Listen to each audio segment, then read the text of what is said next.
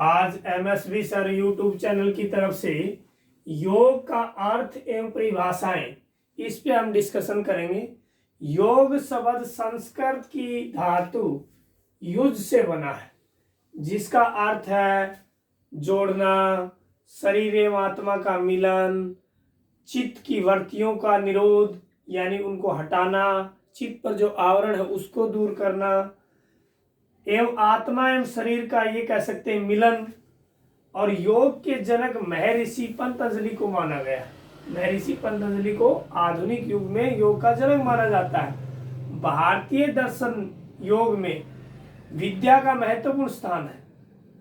पंडित श्री राम शर्मा आचार्य ने कहा कि जीवन जीने की कला ही योग है, यानी एक सिस्टमेटिक ढंग से हम जीवन को जीते हैं तो एक आर्ट एंड साइंस दोनों है। महर्षि अरविंद के अनुसार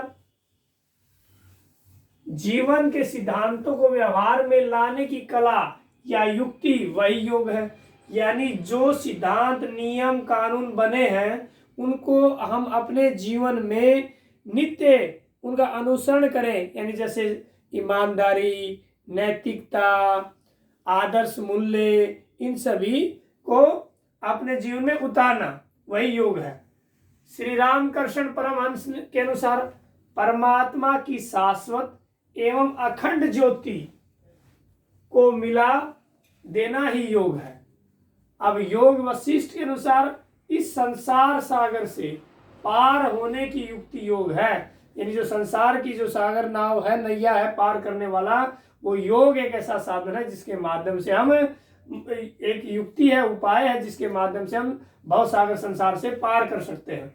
लिंग पुराण के अनुसार चित्त की वृत्तियों का निरोध हो जाना या उसका पूर्णतः समाप्त हो जाना ही योग है, यानी हमारे मन पर जो अतिरिक्त आवेश है, वृत्तियां हैं, बुरे विचार हैं, भावनाएं हैं, उनको पूर्णतः समाप्त करना।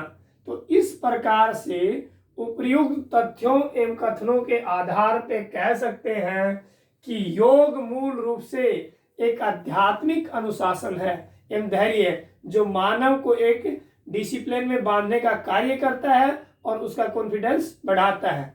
जो एक सूक्ष्म यानी बारीकी से विज्ञान पर आधारित है, यानी योग सूक्ष्म रूप से किस पर आधारित है? साइंस पर। जो मन, मस्तिष्क एवं शरीर के बीच तालमेल बिठाने की ओर ध्यान केंद्रित करता है, दोनों के बीच में एक एडजस्टमेंट करता है। यह स्वस्थ एवं सुखी जीवन जीने की कला है, यानी यह एक ऐसी आर्ट है जो बेस्ट हेल्थ और हैप्पीनेस लाइफ के लिए प्रेरित करती है। प्रत्येक व्यक्ति को अपने जीवन में इस कला का अनुसरण यानी अपनाना चाहिए, करना चाहिए। कहा भी गया है कि पहला सुख निरोगी काया, यानी सबसे बड़ा जो सुख है वो हमारा शरीर स्वस्थ है, तो मन स्वस्थ है, तो वो सबसे बड़ा सुख है।